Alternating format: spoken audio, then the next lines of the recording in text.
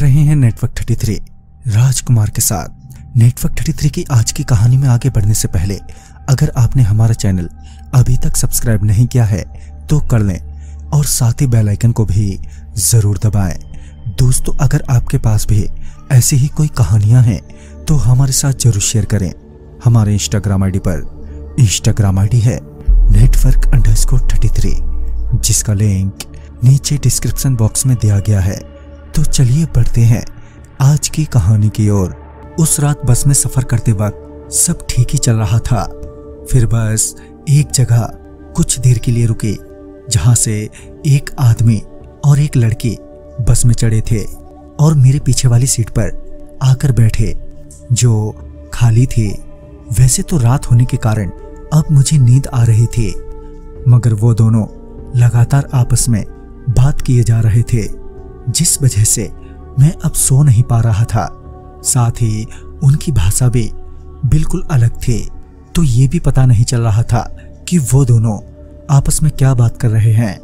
इसी बीच कंडक्टर उनके पास आया और उनसे पूछा कहाँ जाना है और टिकट के लिए पैसे निकालने को कहा। इस पर वो दोनों ये बताने की जगह कि उन्हें कहाँ जाना है तो वो दोनों उस कंडक्टर का मुंह देखने लगे।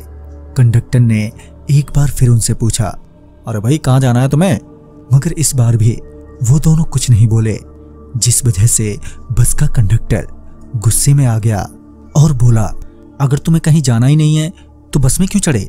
ये बोलते हुए बस के कंडक्टर ने बस ड्राइवर को बस रोकने के लिए कहा और बस के रुकते ही उन्हें बस से उतरने को कहने लगा, मगर वो दोनों बस से उतरना ही नहीं चाहते थे, जिस वजह से बस का कंडक्टर उन्हें जबरदस्ती ही बस से उतारने लगा।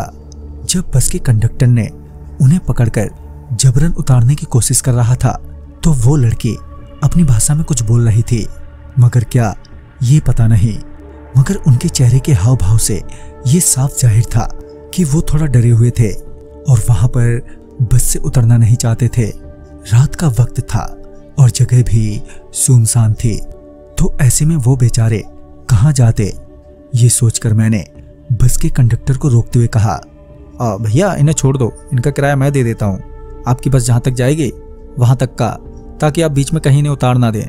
बस के कंडक्टर को तो पैसों से मतलब था, तो वो आसानी से मान गया और वो दोनों वापस अपनी सीट पर आकर बैठ गए। मैंने पीछे पलटकर देखा तो पाया कि लड़की की आंखों में आंसू है। मैंने इशारे से उन्हें समझाने की कोशिश की कि रोने की कोई बात नहीं है, अब बस का कंडक्टर तुम्हें तंग नहीं करेगा। फिर 15 से 20 मिनट के बाद बस एक जगह दोबारा रुकी और तकरीबन 5 मिनट बाद फिर से चल दी। इस बीच में सो चुका था। रात के 2:30 बजे के करीब बस कोलकाता के बाबू घाट बस स्टैंड पर पहुंची जहां मुझे उतरना था। मैं उतरने के लिए अपना सामान उठा ही रहा था कि मेरी नजर पीछे बैठी उस लड़की पर पड़ी जो रो रही थी और उसके साथ में जो आदमी था वो भी अब उसके साथ में नहीं था। मैंने उससे पूछा भी आपके साथ जो थे वो कहाँ गए, तो इस पर वो कुछ तो रोते हुए बोली, मगर मुझे फिर से समझ में नहीं आया। फिर मैंने उस बस के कंडक्टर से पूछा भैया वो जो आदमी इस लड़की के साथ में बस में चढ़ा था वो कहाँ गया, तो इस पर बस के कंडक्टर ने जवाब देते हुए कहा अरे मुझे क्या पता यार, तुम उतरो जल्दी, तुम्हारा बस स्टॉप आ गया है। मैं फिर चुपचाप बस से उतर गया और बस भी वहां से चली गई। मैं अभी वहीं खड़ा उसी लड़की के बारे में सोच रहा था कि मुझे उस लड़की की मदद करनी चाहिए थी। पता नहीं अब उस बेचारी का क्या होगा कि तभी मुझे ऐसा लगा कि मेरे पीछे कोई और भी खड़ा है। जब मैंने पीछे पलटकर देखा तो पाया कि वही लड़की अब मेरे पीछे खड़ी है। इससे पहले मैं उस लड़की से कुछ कहता कि वो लड़की एक पर्चा मुझे थमाते हुए कुछ बोली। उसकी बात तो मेरे पल्ले नहीं पड़ रही थी, मगर जब मैंने उस पर्चे को देखा तो वो किसी तरह का नक्शा यानी कि मैप था। फिर वो लड़की मैप में एक जगह की ओर इशारा करते हुए बताने की कोशिश कर रही थी कि उसे वहां जाना है। जब मैंने उस मैप पर गौर किया तो वो मुझे बड़ा अजीब सा लगा। साथ ही उस मैप पर कुछ लिखा हुआ था, मगर किसी दूसरी भाषा में। जो कि मुझे नहीं आती थी। साथ ही वो लड़की लगातार उस मैप में एक तिकोने के निशान की ओर इशारों में मुझे ये बता रही थी कि उसे वहां पर जाना है। मैं पहले से ही लंबे सफर के चलते काफी थक चुका था, तो मैंने उस लड़की को इशारों में ये समझाने की कोशिश की कि आज रात के लिए मेरे घर चलो, कल सुबह ही इस जगह चले जाना, और अभी रात भी काफी हो गई है। मगर पता नहीं क्यों वो लड़की मेरे इशारों को समझ ही नहीं पा रही थी। वो अभी भी उसी मैप में उसी निशान की ओर इशारा कर रही थी। अब मैं एक तरह से फंस गया था, क्योंकि एक तो वो लड़की थी, ऊपर से वो भी अकेली, और तो और रात का वक्त मैं चाहकर भी उसे वहां पर अकेला नहीं छोड़ सकता था। मैं अभी यही सोच रहा था कि इस लड़की को कैसे अपनी बात समझाऊं कि वो लड़की वहीं एक पत्थर पर बैठते हुए मुझे भी अपने बगल में बैठने का इशारा करने लगी। इस पर मैंने भी उसे वहां से चलने का इशारा करते हुए कुछ कदम उससे दूर जाने लगा, ताकि वो समझ जाए कि मैं उसे यहां से चलने के लिए कह रहा हूं। मगर मुझे दूर जाते देख वो लड़की एकदम से दौड़कर मेरे पास आई और मेरा हाथ पकड़कर अपने साथ वहीं बैठा लिया और उस मैप को दिखाते हुए उस पर लिखे एक नंबर की ओर इशारा करने लगी। मैंने उससे पूछा भी, ये क्या है? मगर मेरा पूछना और ना पूछना सब बराबर था। अब लगभग रात के 3 बजने वाले थे और वो लड़की मेरे कंधों पर अपना सर रख के मेरे हाथों को कसकर पकड़ रखी थी। शायद उसे इस बात का डर था कि कहीं मैं उसे वहां अकेला न छोड़कर चला जाऊं। मैं भी अब सुबह होने का इंतजार करने लगा था, क्योंकि अभी तो कुछ नहीं हो सकता था। अब धीरे धीरे मेरी भी आंखें भारी होने लगी थीं कि तभी मुझे किसी गाड़ी की आने की आवाज सुनाई दी। जब मैंने अपना सर ऊपर उठाकर देखा तो शायद वो कोई बस थी जो हमारी तरफ ही आ रही थी। जब वो बस मेरे थोड़े करीब आई तो मेरी नजर बस पर अजीब सी भाषा में लिखे उन नंबरों पर पड़ी, जिसे देखकर ऐसा लग रहा था कि मैंने ये कहीं ऐसा ही लिखा देखा है। फिर मुझे याद आया कि ये तो उसी भाषा में लिखा है जिस भाषा में उस मैप में लिखा हुआ है। तभी मैंने रीचेक करने के लिए मैप में दोबारा देखा तो पाया कि बिल्कुल वही लिखा है जो उस मैप में है। मैंने उस लड़की को जगाते ही बस की ओर इशारा करते हुए कहा, ये देखो तुम्हारी बस आ गई है, तुम जाओ। वो भी उस बस को देखकर एकदम से खुश हो गई और तुरंत ही मेरा हाथ पकड़कर अपने साथ बस में ले जाने लगी। मैंने अपना हाथ उससे छुड़ाते हुए कहा, देखिए मैं तुम्हारे साथ नहीं आ सकता, तुम जाओ अपने घर। मगर उसे मेरी बात कहाँ समझ में आती थी। वो मेरे हाथ छुड़ाते ही रोने जैसी हो गई थी, और जब मैं इशारे में उसे अकेले जाने को कह रहा था तो उसके आंखों से आंसू बहने लगे थे। वैसे तो मुझसे उसके आंसू देखे नहीं जा रहे थे, मुझे भी कहीं ना कहीं इस छोटे से वक्त में उससे लगाव हो गया था। मगर इसका मतलब ये नहीं था कि मैं उसके साथ चला जाऊं। मैंने उसे बस के अंदर बिठाते हुए एक बार फिर इशारों में कहा, आप जाओ, मैं नहीं जा सकता। मगर वो लड़की न जाने क्यों मान ही नहीं रही थी। उसने मेरा हाथ एक बार फिर कस के पकड़ लिया और अपने बगल की सीट पर बैठाने लगी। इतने में ही बस भी खुल गई और मुझे पता भी नहीं चला, और जब मुझे पता चला तो तब तक बस काफी दूर चली आई थी। मैंने बस वाले को बस रोकने को भी कहा, मगर उस बस वाले ने एक बार भी पलटकर देखा तलक नहीं, मानो उसे मेरी आवाज सुनाई ही ना दे रही हो। पर मुझे तो किसी तरह उतरना ही था, तो मैं अपना हाथ उस लड़की से छुड़ाकर बस ड्राइवर के पास पहुंचा और चिल्लाते हुए बोला, तुम्हें सुनाई नहीं दे रहा है? मैं कब से बस रोकने के लिए कह रहा हूं। मगर वो फिर भी कुछ नहीं बोला। मैं गुस्से में अपना हाथ उसके कंधे पर रखते हुए बोला, अरे भाई तुम इसे कह रहा हूं। मेरा उसके कंधे पर हाथ रखते ही उसने मेरी ओर अपना सर घुमाया, और जैसे ही मैंने उसके चेहरे को देखा तो मैं चीखते ही पीछे की तरफ जा गिरा। दरअसल उस बस ड्राइवर के चेहरे पर कुछ भी नहीं था, ना आंखें और ना ही मुंह। मैं उस ड्राइवर की ओर देखते हुए चिल्ला ही रहा था कि वो लड़की मेरे पास आई और मुझे सहारा देते हुए जल्दी से उठाया और अपने साथ सीट पर बिठा लिया।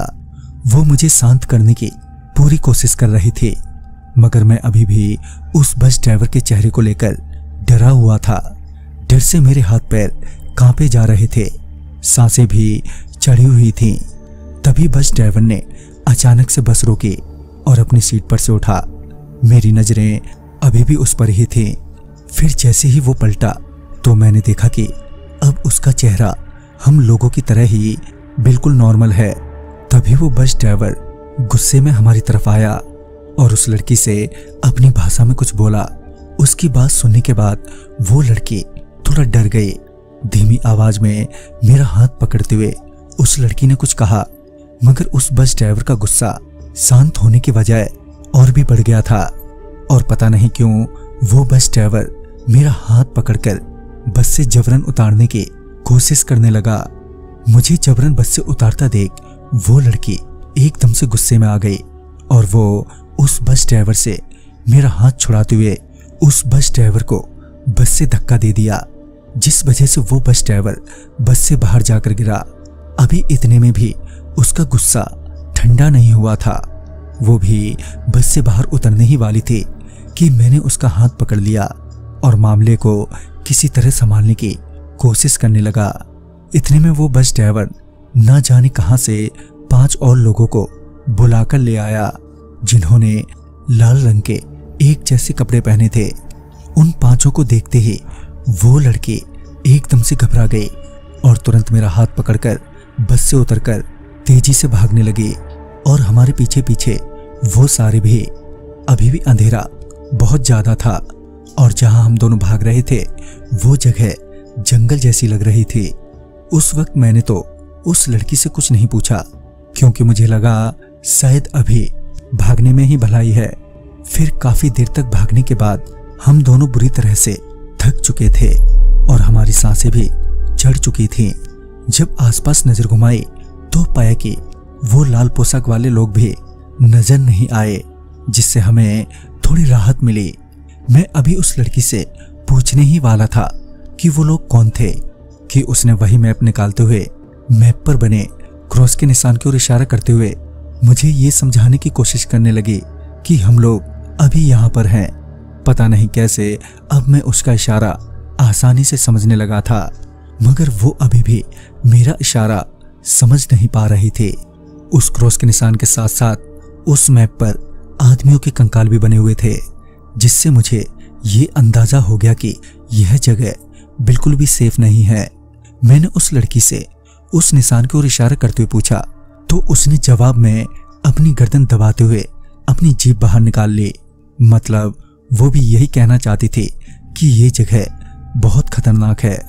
मैं मन ही मन यही सोच रहा था कि न जाने मैं किस चक्कर में पड़ गया हूं और अब न जाने आगे क्या होने वाला है कि तभी अजीब सी आवाजें आने लगी।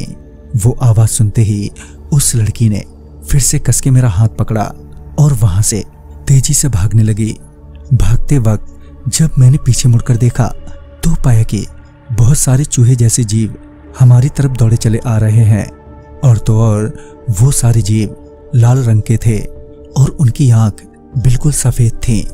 हम दोनों अपनी बची हुई पूरी जान से कटीली झाड़ियों से होते हुए बेतहासा भागने लगे। बहुत दूर तक भागने के बाद उन चूहों की आवाजें आनी बंद हो गईं। पीछे पलटकर देखा तो वो सारे लाल चूहे भी अब गायब हो चुके थे, मगर भागते वक्त हम दोनों को बार बार कटीली झाड़ियां लग रही थी, जिस वजह से हमारे हाथ पैर बुरी तरह से छिल गए थे और उनसे खून भी निकल रहा था।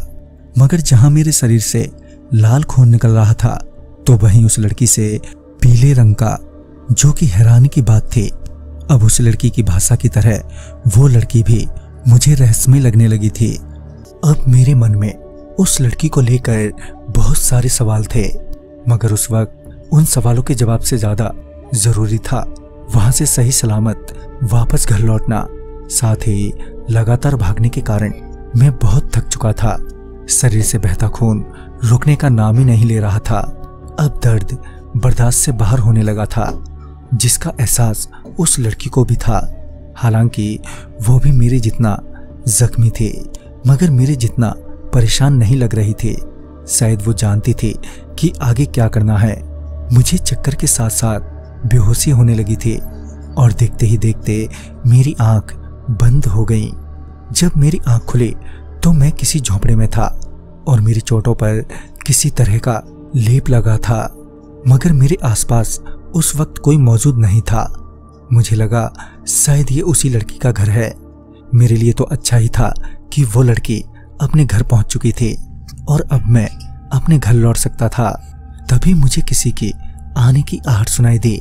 मुझे लगा कि वही लड़की आ रही है, मगर जब मैंने दरवाजे की ओर देखा तो पाया कि वही 5 लोग जिन्हें बस ड्राइवर ने बुलाया था वही अंदर आ गए और मेरे सामने खड़े हो गए। फिर उन्होंने आपस में कुछ बात की। उसके बाद उनमें से 2 लोगों ने मुझे बिस्तर से उठाया और झोंपड़ी के बाहर ले आए जहां पर एक बस खड़ी थी। उन्होंने मुझे उस बस में बिठाया और मेरी आंखों पर पट्टी बांध दी। डर के मारे मेरे मुंह से अब तक कुछ भी नहीं निकल रहा था, मगर जब मेरी आंखों पर पट्टी बांधी गई तो मैं कुछ ज्यादा ही डर गया था, जिसके कारण मैं चीखने चिल्लाने लगा और उनसे हाथापाई करने लगा, जिसके चलते उन लोगों ने अब मेरे हाथ पैर भी बांध दिए थे और बस के पीछे वाली सीट पर लिटा दिया। थोड़ी ही देर में बस स्टार्ट हो गई। मैं मन ही मन ये सोच रहा था कि ना जाने अब मैं जिंदा बचूंगा कि नहीं, ना जाने ये लोग मुझे कहाँ ले जा रहे हैं और क्या करने वाले हैं। काफी देर बाद बस एक जगह रुकी और उन लोगों ने मेरे हाथ पैर खोल दिए। उसके बाद उन लोगों ने मुझे बस से नीचे उतारा और बस से उतारते ही मेरे सर पर किसी चीज से जोर से मारा, जिस वजह से मैं थोड़ी देर अपना सर पकड़कर वहीं बैठ गया। इसी बीच मैंने बस की वहां से जाने की आवाज सुनी। मैंने जब अपनी आंख से पट्टी हटाकर देखा तो पाया कि बस जा चुकी है और मैं बाबू घाट बस स्टैंड पर खड़ा हूँ। मैं अपने आप को बाबू घाट पर देखकर बहुत खुश हुआ, मगर कहीं ना कहीं मुझे उस लड़की को लेकर फिक्र भी थी। घर पहुंचने के बाद मैं सारी रात बस उसी लड़की के बारे में सोचता रहा। बार बार उसका मासूम सा चेहरा मेरे सामने आ जाता था। अभी मेरी हल्की सी आंख लगी ही थी कि अचानक से घर के बर्तन अपने आप ही गिरने लगे, मानो कोई उन्हें उठा उठाकर पटक रहा हो। मैं अभी ये सोच ही रहा था कि अब ये कौन सी नई मुसीबत आ गई कि तभी मुझे लगा कि मेरी जेब में कुछ है। जब मैंने अपनी जेब में हाथ डाला तो मेरी जेब में कुछ था। जब मैंने उसे बाहर निकाल कर देखा तो पाया कि मेरे हाथ में वही मैप था जो उस लड़की के पास था, मगर सवाल ये था कि वो मैप मेरी जेब में क्यों रखा गया। मैं अपने घर तो लौट आया था, मगर उस लड़की के बारे में मेरा दिमाग चाहकर भी सोचना बंद नहीं कर पा रहा था। बीते वक्त के साथ जहां मुझे उस लड़की को भूल जाना चाहिए था, तो वहीं उस लड़की की यादें अब बेचैनी का रूप लेने लगी थीं और आखिरकार मैंने उस लड़की को वापस ढूंढने का फैसला किया। मुझे ये तो पता नहीं था कि वो लड़की मिलेगी या नहीं, मगर मुझे ये आखिरी कोशिश तो करनी ही थी। लिहाजन मैं फिर से देर रात बाबू घाट बस स्टैंड पहुंचा और ठीक वहीं जाकर खड़ा हो गया जहां पिछली बार हम दोनों खड़े थे, इस उम्मीद में कि वो बस एक बार फिर आएगी। मुझे वहां पर उस बस का वेट करते हुए अब काफी वक्त बीत चुका था, मगर वो बस अभी तक नहीं आई थी। मुझे ऐसा लगने लगा था कि शायद वो बस अब नहीं आएगी और मुझे वापस घर लौट जाना चाहिए। मगर तभी एक बस की आवाज सुनाई दी। जब उस ओर देखा तो वही बस सामने से आती दिखाई पड़ी। मैंने अपना हाथ देते हुए बस रोकने का इशारा किया। फिर कुछ आगे जाकर बस रुक गई और मैं दौड़कर बस में चढ़ गया। बस में चढ़ने के बाद सीट पर बैठे बैठे मैं यही सोच रहा था कि जाना कहाँ है कि तभी बस का कंडक्टर मेरे पास आया और कुछ बोला। उसकी बात मेरे पल्ले पड़ने से रही, मगर कंडक्टर होने के नाते वो यही पूछ रहा होगा कि जाना कहाँ है। तो मैंने वही मैप दिखाते हुए उस ट्रायंगल चिन्ह की ओर इशारा करते हुए उसे समझाने की कोशिश की कि मुझे यहाँ जाना है। वो मैप देखते ही पता नहीं उस कंडक्टर को कुछ हो गया और मुझे बिना कुछ बोले ही वापस अपनी सीट पर जाकर बैठ गया। बस अगले 20 से 30 मिनटों में एक जगह रुकी जहां बस ड्राइवर समेत सभी यात्री भी उतर गए, जिससे मुझे लगा कि शायद ये बस का आखिरी स्टॉप है। तो मैं भी बस से नीचे उतर गया। बस से उतरते ही मेरी नज़र बस के सामने जमा भीड़ पर पड़ी। वहां पर बहुत ज़्यादा ही लोग जमा थे, जिस वजह से बस का रास्ता ब्लॉक हो रखा था। मैं किसी तरह जगह बनाते हुए भीड़ में दाखिल हुआ, ये जानने के लिए कि आखिर मामला क्या है। जब मैं भीड़ के अंदर पहुंचा तो पाया कि वहां पर किसी तरह की सजा दी जा रही है। एक आदमी को 2 लकड़ियों के बीच लिटा रखा है और उस पर बड़े बड़े पत्थर रखे जा रहे हैं। बड़ा ही डरावना था वो दृश्य। पत्थर के भार के कारण उस आदमी की आंखें फट गईं और एक गहरी चीख के साथ वो शांत हो गया। शायद मर गया था वो। तभी मेरी नज़र उन 5 लोगों पर पड़ी जिन्होंने उस लड़की को पकड़ रखा था। जैसे ही मेरी नज़र उस लड़की पर पड़ी, मैं चीखते हुए उसकी तरफ बढ़ा, मगर मुझे उस भीड़ ने कसकर पकड़ लिया और उस लड़की तक पहुंचने ही नहीं दिया। उन 5 लाल पोशाक वालों ने उसे भी वैसे ही 2 लकड़ियों के बीच लिटा दिया था और एक एक करके उसके ऊपर भारी भरकम पत्थर रखने लगे थे। वो दर्द से चिल्लाए जा रही थी, मगर कोई भी उसकी मदद नहीं कर रहा था और मैं चाहकर भी उसकी मदद करने में असमर्थ था। देखते ही देखते उसके ऊपर इतने पत्थर रख दिए गए कि उसकी भी आंखें फट गईं और एक जोर की चीख के साथ वो भी हमेशा के लिए शांत हो गई। उसके मरते ही सारी जमा भीड़ धीरे धीरे करके वहां से चली गई। अब मैं ही वहां बैठा रो रहा था कि तभी वो 5 लाल पोशाक वाले फिर वहां आ पहुंचे, जो बड़े गुस्से में दिखाई पड़ रहे थे। उन्होंने पहले तो मुझे बहुत मारा, इतना कि मैं बेहोश हो गया था और जब मेरी आंख खुली तो मैं एक बार फिर बाबू घाट के बस स्टैंड पर पड़ा हुआ था। मेरा पूरा शरीर फूल गया था, मैं अब उठ तक नहीं पा रहा था। सुबह जब कुछ लोगों की नज़र मुझ पर पड़ी तो वो मुझे अस्पताल ले गए। फिर करीब 3 से 4 दिन के बाद मेरी हालत में थोड़ा सुधार हुआ। उसके बाद मैं यही सोचता रहा कि वो लड़की कौन थी और उसका क्या राज था। मैं आज तक जान नहीं पाया, लेकिन मैंने भी दोबारा वहां जाने की कोशिश नहीं की, क्योंकि वो लड़की ही इकलौती वजह थी वहां पर जाने की। और अब जब वो ही नहीं रहे तो मैं किसकी खोज में वहां पर जाता। उस मैप को तो मैंने जला दिया और अब उसे भूलने की कोशिश कर रहा हूं, मगर मैं उसे भुला ही नहीं पा रहा हूं। तो दोस्तों, इस कहानी में बस इतना ही। कहानी आपको पसंद आई हो तो लाइक शेयर करें और साथ ही हमें कमेंट बॉक्स में जरूर बताएं। तो मैं आपका दोस्त राजकुमार जल्द ही मिलूंगा ऐसी ही एक नई कहानी के साथ। तब तक के लिए बाय एंड टेक केयर।